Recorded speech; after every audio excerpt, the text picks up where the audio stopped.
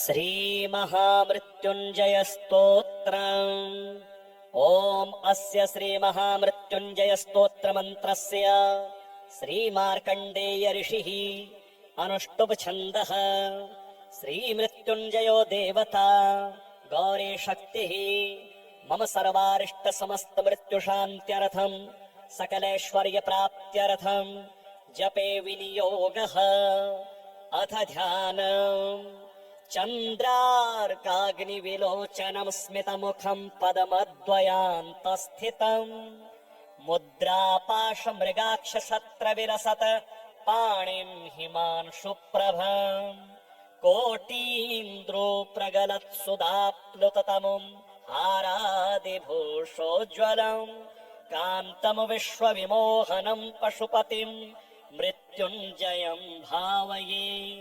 ॐ रुद्रम् पशुपतिमस्थाणुम् नीलकण्ठमुमापतिम् नमामि शिरसा देवम् किं नो मृत्युः करिष्यति। नीलकण्ठम् कालमूर्तिम् कालज्ञम् कालनाशनम् नमामि शिरसा देवम् किं नो मृत्युः करिष्यति। नीलकण्ठम् विरूपाक्षम् निर्मलम् निलयप्रदम् नमामि शिरसा देवम् किं नो मृत्युः करिष्यति। वामदेवम् महादेवम् लोकनाथम् जगद्गुरुम् नमामि शिरसा देवम् किं नो मृत्युः करिष्यति। देवदेवम् जगन्नाथम् देवेशम् वृषभध्वजम् नमामि शिरसा देवम् किं नो मृत्युः करिष्यति। त्र्यक्षम् चतुर्भुजम् शान्तम् जटामकुटधारिणम् नमामि शिरसा देवम् किं नो मृत्युः करिष्यति। भस्मोद्धूलित सर्वाङ्गम् नागाभरणभूषितम् नमामि शिरसा देवम् किं नो मृत्युः करिष्यति। अनन्तमव्ययम् शान्तम् अक्षमालाधरम् हरम् नमामि शिरसा देवम् किं नो मृत्युः करिष्यति। आनन्दम् परमम् नित्यम् कैवल्यपददायिनम् नमामि शिरसा देवम् किं नो मृत्युः करिष्यति। अर्धनारीश्वरम् देवम् पार्वती प्राणनायकम् नमामि शिरसा देवम् किं नो मृत्युः करिष्यति। प्रलयस्थितिकर्तारमादिकर्तारमीश्वरम् नमामि शिरसा देवम् किं नो मृत्युः करिष्यति। व्योमकेशम् विरूपाक्षम् चन्द्रार्धकृतशेखरम् नमामि शिरसा देवम् किं नो मृत्युः करिष्यति। गङ्गाधरम् शशिधरम् शङ्करम् शूलपाणिनम् नमामि शिरसा देवम् किं नो मृत्युः करिष्यति। अनाथः परमानन्तम् कैवल्यपदगामिनी नमामि शिरसा देवम् किं नो मृत्युः करिष्यति। स्वर्गापवर्गदातारम् सृष्टिस्थित्यन्तकारणम् नमामि शिरसा देवम् किं नो मृत्युः करिष्यति। कल्पायुर्देहि मे पुण्यम् यावदायुररोगताम् नमामि शिरसा देवम् किं नो मृत्युः करिष्यति। शिवेशानाम् महादेवम् वामदेवम् सदाशिवम् नमामि शिरसा देवम् किं नो मृत्युः करिष्यति। उत्पत्तिस्थितिसंहारकर्तारमीश्वरम् गुरुम् नमामि शिरसा देवम् किं नो मृत्युः करिष्यति। मार्कण्डेयकृतम् स्तोत्रम् यः पठेत् शिवसन्निधौ तस्य मृत्युभयम् नास्ति नाग्निचौरभयम् क्वचित्। शतावर्तम् प्रकर्तव्यम् सङ्कटे कष्टनाशनम् शुचिर्भूत्वा पठेत् स्तोत्रम् सर्वसिद्धिप्रदायकम्। मृत्युञ्जय महादेव त्राहि माम् शरणागतम् जन्म मृत्यु जरारोगे पीडितम् कर्म बन्धने। तावकस्त्वद्गतः प्राणस्त्वच्चित्तोऽहम् सदा मृड इति विज्ञाप्य देवेशम् त्र्यम्बकाख्यमनुम् जपे। नमः शिवाय साम्बाय हरये परमात्मने प्रणतक्लेशनाशाय योगिनाम् पतये नमः। श्रीकालभैरवाष्टकम्। देवराजसेव्यमान पावनाङ्घ्रिपङ्कजम् व्यालयज्ञसूत्रमिन्दुशेखरम् कृपाकरम् नारदादियोगिवृन्दवन्दितम् दिगम्बरम् काशिकापुराधिनाथ कालभैरवम् भजे। भानुकोटिभास्वरम् भवाब्धितारकम् परम् नीलकण्ठमीप्सितार्थदायकम् त्रिलोचनम् कालकालमम्बुजाक्षमक्षशोलमक्षरम् काशिकापुराधिनाथ कालभैरवम् भजे। शूलटङ्कपाशदण्डपाणिमादिकारणम् श्यामकायमादिदेवमक्षरं निरामयम् भीमविक्रमं प्रभुं विचित्रताण्डवप्रियम् काशिकापुरादिनाथ कालभैरवं भजे भुक्तिमुक्तिदायकं प्रशस्तचारुविग्रहम् भक्तवत् स्थलं स्थितं समस्तलोकविग्रहम् विनिक्वणन् मनोज्ञ हेम किङ्किणी लसत्कटिं काशिकापुरादिनाथ कालभैरवं भजे धर्मसेतुपालकं त्वधर्ममार्गनाशकं कर्मपाशमोचकं सुशर्मदायकं विभुं स्वर्णवर्णशेषपाशशोभिताङ्गमण्डलं काशिकापुराधिनाथ कालभैरवं भजे रत्नपादुका प्रभाभिरामपादयुगमकं नित्यमद्वितीयमिष्टदैवतं निरञ्जनं मृत्युदर्पनाशनं करालदष्ट्रमोक्षदं काशिकापुराधिनाथ कालभैरवं भजे अट्टहासभिन्नपद्मजाण्डकोशसन्ततिं दृष्टिपातनष्टपापजालमुग्रशासनम् अष्टसिद्धिदायकं कपालमालिकाधरं काशिकापुरादिनाथ कालभैरवं भजे भूतसङ्घनायकं विशालकीर्तिदायकं काशीवासलोकपुण्यपापशोधकं विभुं नीतिमार्गकोविदं पुरातनं जगत्पतिं काशिकापुराधिनाथ कालभैरवं भजे श्रीपित्रे स्तोत्रम् जाबालिरुवाच गुरून्वद महाभागवेदव्यास जगद्गुरो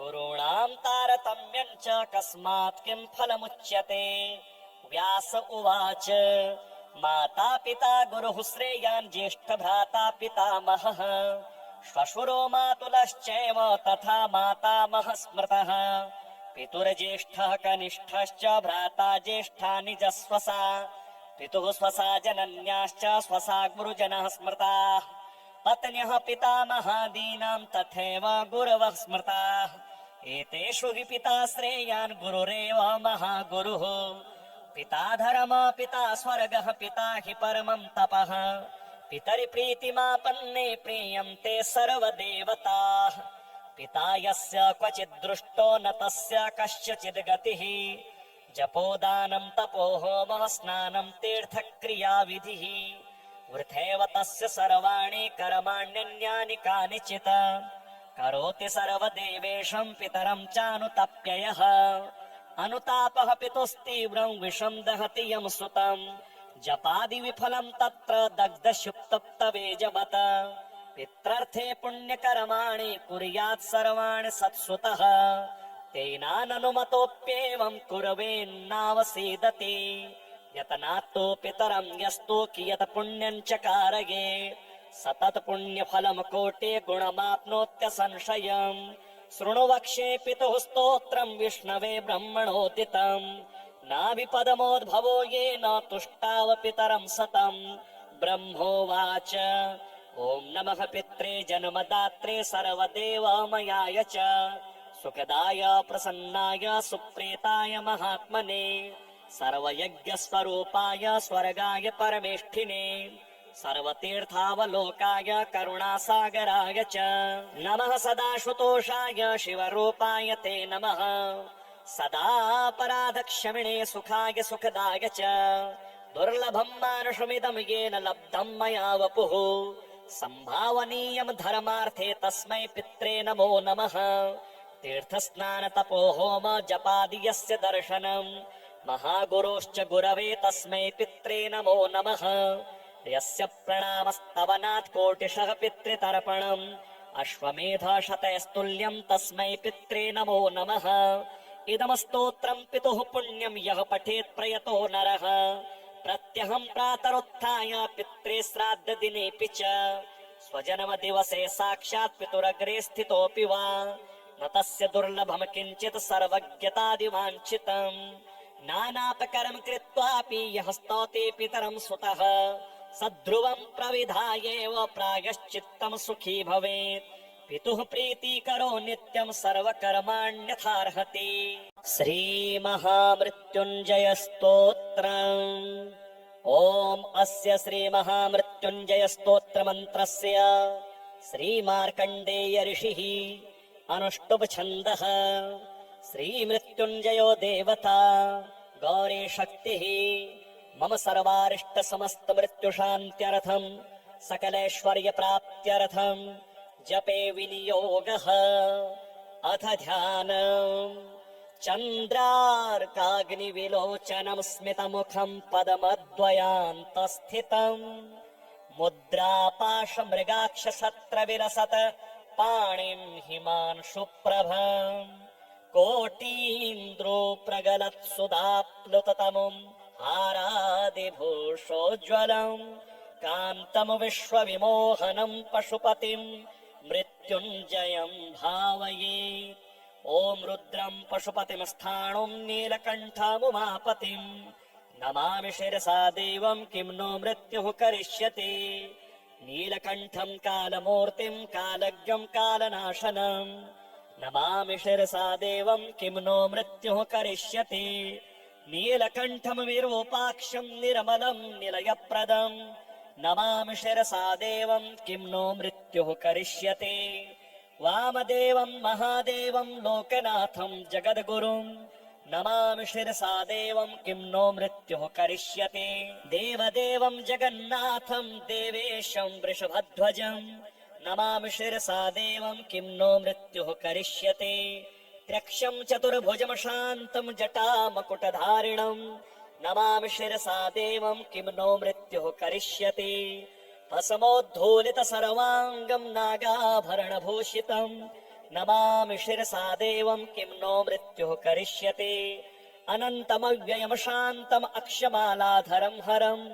नमामि शिरसा देवं किं नो मृत्युः करिष्यति आनन्दं परमं नित्यं कैवल्यपददायिनं नमामि शिरसा देवं किं नो मृत्युः करिष्यति अर्धनारीश्वरं देवं पार्वती प्राणनायकं नमामि शिरसा देवं किं नो मृत्युः करिष्यति प्रलयस्थितिकर्तारमादिकर्तारमीश्वरं नमामि शिरसा देवं किं नो मृत्युः करिष्यति व्योमकेशं विरूपाक्षं चन्द्रार्धकृतशेखरं नमामि शिरसा देवं किं नो मृत्युः करिष्यति गङ्गाधरं शशिधरं शङ्करं शूलपाणिनं नमामि शिरसा देवं किं नो मृत्युः करिष्यति अनाथः परमानन्तं कैवल्यपदगामिनी नमामि शिरसा देवं किं नो मृत्युः करिष्यति स्वर्गापवर्गदातारं सृष्टिस्थित्यन्तकारणं नमामि शिरसा देवं किं नो मृत्युः करिष्यति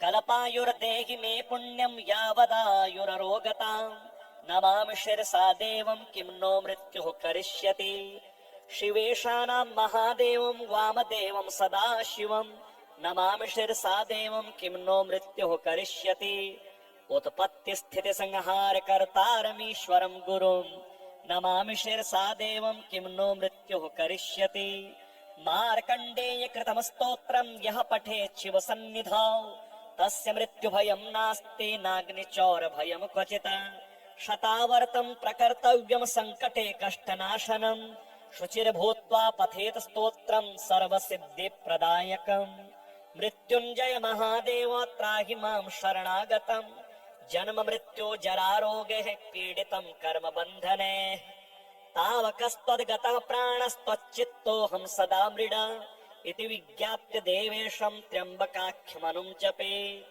नमः शिवाय साम्बाय हरये परमात्मने प्रणतक्लेशनाशाय योगिनां पतये नमः श्रीकालभैरवाष्टकम् देवराजसेव्यमान पावनाङ्घ्रिपङ्कजं व्यालयज्ञसूत्रमिन्दुशेखरं कृपाकरं नारदादियोगिवृन्दवन्दितं दिगम्बरं काशिकापुराधिनाथ कालभैरवं भजे भानुकोटिभास्वरं भवाब्धितारकं परं नीलकण्ठमीप्सितार्थदायकं त्रिलोचनं कालकालमम्बुजाक्षमक्षशोलमक्षरम् काशिकापुराधिनाथ कालभैरवं भजे शूलटङ्कपाशदण्डपाणिमादिकारणम् श्यामकायमादिदेवमक्षरं निरामयम्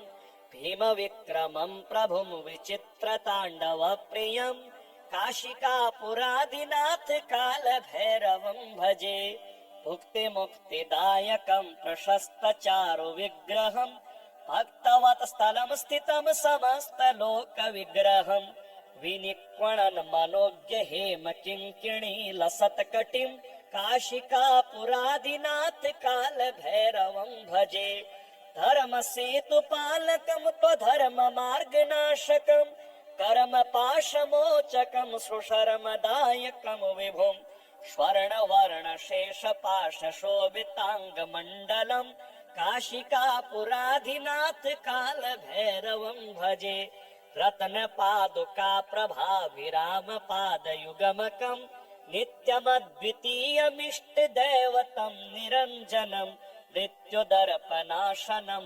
करालदष्ट्रमोक्षदं काशिकापुराधिनाथ कालभैरवं भजे अट्टहासभिन्नपद्मजाण्डकोशसन्ततिं दृष्टिपातनष्टपापजालमुग्रशासनम् अष्टसिद्धिदायकं कपालमालिकाधरं काशिकापुरादिनाथ कालभैरवं भजे भूतसङ्घनायकं विशालकीर्तिदायकं काशीवासलोकपुण्यपापशोधकं विभुं नीतिमार्गकोविदं पुरातनं जगत्पतिं काशिकापुराधिनाथ कालभैरवं भजे श्रीपितृस्तोत्रम् जाबालिरुवाच गुरून् वद महाभागवेदव्यास जगद्गुरो गुरूणां तारतम्यं च कस्मात् किं फलमुच्यते व्यास उवाच माता पिता गुरुः श्रेयान् ज्येष्ठभ्राता पितामहः श्वशुरो मातुलश्चैव तथा मातामहः स्मृतः पितुर्ज्येष्ठः कनिष्ठश्च भ्राता ज्येष्ठा निजस्वसा पितुः स्वसा जनन्याश्च स्वसा गुरुजनः स्मृताः पत्न्यः पितामहादीनां तथैव गुरवः स्मृताः एतेषु हि पिता श्रेयान् गुरुरेव महागुरुः पिता धर्म पिता स्वर्गः पिता हि परमं तपः पितरिप्रीतिमापन्ने प्रीयन्ते सर्वदेवताः पिता यस्य क्वचित् दृष्टो न तस्य कस्यचिद् गतिः जपोदानं तपो होमः स्नानं तीर्थक्रियाविधिः वृथैव तस्य सर्वाणि कर्माण्यन्यानि कानिचित् करोति सर्वदेवेशं पितरं चानुतप्ययः अनुतापः पितुस्तीव्रं विषं दहति यं सुतं जपादि विफलं तत्र दग्धशुक्तप्तवेजवत् पित्रर्थे पुण्यकर्माणि कुर्यात् सर्वाणि सत्सुतः तेनाननुमतोऽप्येवं कुर्वेन्नावसीदति यतनात्तो पितरं यस्तु कियत् पुण्यं च कारये सतत पुण्यफलं कोटे गुणमाप्नोत्य संशयम् शृणु वक्ष्ये पितुः स्तोत्रं विष्णवे ब्रह्मणोदितम् नाभिपदमोद्भवो येन तुष्टाव पितरं सतम् ब्रह्मोवाच ॐ नमः पित्रे जन्मदात्रे सर्वदेवमयाय च सुखदाय प्रसन्नाय सुप्रीताय महात्मने सर्वयज्ञस्वरूपाय स्वर्गाय परमेष्ठिने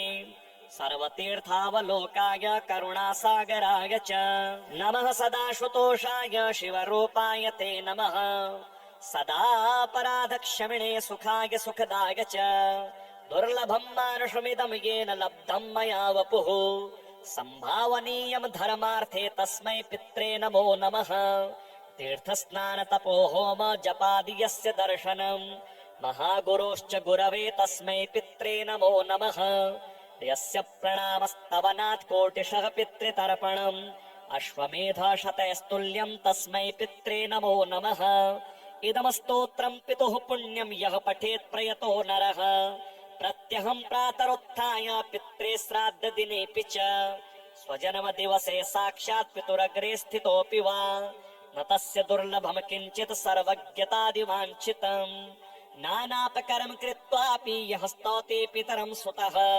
सध्रुवम् प्रविधायेव प्रायश्चित्तम् सुखी भवेत् पितुः प्रीतिकरो नित्यम् सर्वकर्माण्यथार्हति। श्रीमहामृत्युञ्जय स्तोत्रम्। ॐ अस्य श्रीमहामृत्युञ्जय स्तोत्रमन्त्रस्य श्रीमार्कण्डेय ऋषिः अनुष्टुप् छन्दः। श्रीमृत्युञ्जयो देवता गौरी शक्तिः मम सर्वारिष्ट समस्त मृत्युशान्त्यर्थम् सकलैश्वर्यप्राप्त्यर्थम् जपे विनियोगः। अथ ध्यानम्। चन्द्रार्काग्निविलोचनम् स्मितमुखम् पदमद्वयान्तस्थितम् मुद्रापाशमृगाक्षशत्रविलसत् पाणिम् हिमांशुप्रभम् कोटीन्द्रो प्रगलत्सुधाप्लुततमुम् हारादिभूषोज्ज्वलम् कान्तम् विश्वविमोहनम् पशुपतिम् मृत्युञ्जयम् भावये। ॐ रुद्रम् पशुपतिम् स्थाणुम् नीलकण्ठमुमापतिम् नमामि शिरसा देवम् किं नो मृत्युः करिष्यति। नीलकण्ठम् कालमूर्तिम् कालज्ञम् कालनाशनम् नमामि शिरसा देवम् किं नो मृत्युः करिष्यति। नीलकण्ठम् विरूपाक्षम् निर्मलम् निलयप्रदम् नमामि शिरसा देवम् किं नो मृत्युः करिष्यति। वामदेवम् महादेवम् लोकनाथम् जगद्गुरुम् नमामि शिरसा देवम् किं नो मृत्युः करिष्यति। देवदेवम् जगन्नाथम् देवेशम् वृषभध्वजम् नमामि शिरसा देवम् किं नो मृत्युः करिष्यति। त्र्यक्षम् चतुर्भुजम् शान्तम् जटामकुटधारिणम् नमामि शिरसा देवम् किं नो मृत्युः करिष्यति। भस्मोद्धूलित सर्वाङ्गम् नागाभरणभूषितम् नमामि शिरसा देवम् किं नो मृत्युः करिष्यति। अनन्तमव्ययम् शान्तम् अक्षमालाधरम् हरम् नमामि शिरसा देवम् किं नो मृत्युः करिष्यति। आनन्दम् परमम् नित्यम् कैवल्यपददायिनम् नमामि शिरसा देवम् किं नो मृत्युः करिष्यति। अर्धनारीश्वरम् देवम् पार्वती प्राणनायकम् नमामि शिरसा देवम् किं नो मृत्युः करिष्यति। प्रलयस्थितिकर्तारमादिकर्तारमीश्वरम् नमामि शिरसा देवम् किं नो मृत्युः करिष्यति। व्योमकेशम् विरूपाक्षम् चन्द्रार्धकृतशेखरम् नमामि शिरसा देवम् किं नो मृत्युः करिष्यति। गङ्गाधरम् शशिधरम् शङ्करम् शूलपाणिनम् नमामि शिरसा देवम् किं नो मृत्युः करिष्यति।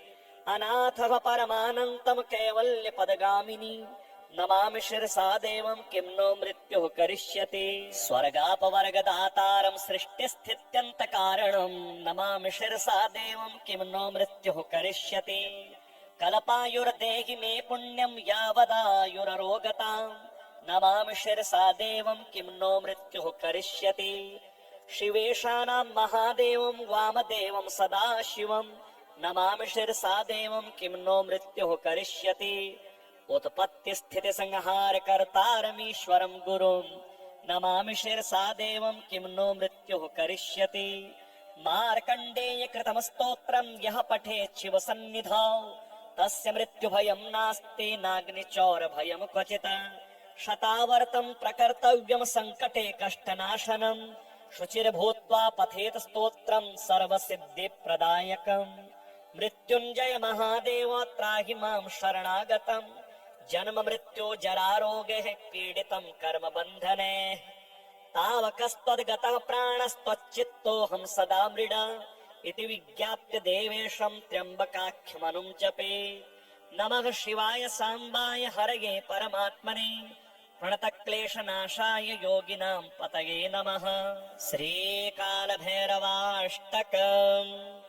देवराजसेव्यमान पावनाङ्घ्रिपङ्कजम् व्यालयज्ञसूत्रमिन्दुशेखरम् कृपाकरम् नारदादियोगिवृन्दवन्दितम् दिगम्बरम् काशिकापुराधिनाथ कालभैरवम् भजे। भानुकोटिभास्वरं भवाब्धितारकं परं नीलकण्ठमीप्सितार्थदायकं त्रिलोचनं कालकालमम्बुजाक्षमक्षशोलमक्षरम् काशिकापुराधिनाथ कालभैरवं भजे शूलटङ्कपाशदण्डपाणिमादिकारणम् श्यामकायमादिदेवमक्षरं निरामयम् भीमविक्रमं प्रभुं विचित्रताण्डवप्रियम् काशिकापुरादिनाथ कालभैरवं भजे भुक्तिमुक्तिदायकं प्रशस्तचारुविग्रहम् भक्तवत् स्थलं स्थितं समस्तलोकविग्रहम् विनिक्वणन् मनोज्ञ हेम किङ्किणी लसत्कटिं काशिकापुरादिनाथ कालभैरवं भजे धर्मसेतुपालकं त्वधर्ममार्गनाशकं कर्मपाशमोचकं सुशर्मदायकं विभुं स्वर्णवर्णशेषपाशशोभिताङ्गमण्डलं काशिकापुराधिनाथ कालभैरवं भजे रत्नपादुका प्रभाविरामपादयुगमकं नित्यमद्वितीयमिष्टदैवतं निरञ्जनं मृत्युदर्पनाशनं करालदष्ट्रमोक्षदं काशिकापुराधिनाथ कालभैरवं भजे अट्टहासभिन्नपद्मजाण्डकोशसन्ततिं दृष्टिपातनष्टपापजालमुग्रशासनम् अष्टसिद्धिदायकं कपालमालिकाधरं काशिकापुरादिनाथ कालभैरवं भजे भूतसङ्घनायकं विशालकीर्तिदायकं काशीवासलोकपुण्यपापशोधकं विभुं नीतिमार्गकोविदं पुरातनं जगत्पतिं काशिकापुराधिनाथ कालभैरवं भजे श्रीपितृस्तोत्रम् जाबालिरुवाच गुरून् वद महाभागवेदव्यास जगद्गुरो गुरूणां तारतम्यं च कस्मात् किं फलमुच्यते व्यास उवाच माता पिता गुरुः श्रेयान् ज्येष्ठभ्राता पितामहः श्वशुरो मातुलश्चैव तथा मातामहः स्मृतः पितुर्ज्येष्ठः कनिष्ठश्च भ्राता ज्येष्ठा निजस्वसा पितुः स्वसा जनन्याश्च स्वसा गुरुजनः स्मृताः पत्न्यः पितामहादीनां तथैव गुरवः स्मृताः एतेषु हि पिता श्रेयान् गुरुरेव महागुरुः पिता धर्म पिता स्वर्गः पिता हि परमं तपः पितरिप्रीतिमापन्ने प्रीयन्ते सर्वदेवताः पिता यस्य क्वचित् दृष्टो न तस्य कस्यचिद् गतिः जपोदानं तपो होमः स्नानं तीर्थक्रियाविधिः वृथैव तस्य सर्वाणि कर्माण्यन्यानि कानिचित् करोति सर्वदेवेशं पितरं चानुतप्ययः अनुतापः पितुस्तीव्रं विषं दहति यं सुतं जपादि विफलं तत्र दग्धशुप्तप्तवेजवत् पित्रर्थे पुण्यकर्माणि कुर्यात् सर्वाणि सत्सुतः तेनाननुमतोऽप्येवं कुर्वेन्नावसीदति यतनात्तो पितरं यस्तु कियत् पुण्यं च कारये सतत पुण्यफलं कोटे गुणमाप्नोत्यसंशयम् शृणु वक्ष्ये पितुः स्तोत्रं विष्णवे ब्रह्मणोदितं नाभिपदमोद्भवो येन तुष्टाव पितरं सतं ब्रह्मोवाच ॐ नमः पित्रे जन्मदात्रे सर्वदेवमयाय च सुखदाय प्रसन्नाय सुप्रीताय महात्मने सर्वयज्ञस्वरूपाय स्वर्गाय परमेष्ठिने सर्वतीर्थावलोकाय करुणासागराय च नमः सदाशुतोषाय शिवरूपाय ते नमः सदापराधक्षमिणे सुखाय सुखदाय च दुर्लभं मानुषमिदं येन लब्धं मया वपुः सम्भावनीयं धर्मार्थे तस्मै पित्रे नमो नमः तीर्थस्नान तपो होम जपादि यस्य दर्शनं महागुरोश्च गुरवे तस्मै पित्रे नमो नमः यस्य प्रणामस्तवनात् कोटिशः पितृतर्पणम् अश्वमेधशतैस्तुल्यं तस्मै पित्रे नमो नमः इदं स्तोत्रं पितुः पुण्यं यः पठेत् प्रयतो नरः प्रत्यहं प्रातरुत्थाय पित्रे श्राद्धदिनेऽपि च स्वजन्मदिवसे साक्षात् पितुरग्रे स्थितोऽपि वा न तस्य दुर्लभं किञ्चित् सर्वज्ञतादिवाञ्छितम् नानापकरं कृत्वापि यः स्तौति पितरं सुतः सध्रुवं प्रविधायैव प्रायश्चित्तं सुखी भवेत् पितुः प्रीतिकरो नित्यं सर्वकर्माण्यथार्हति।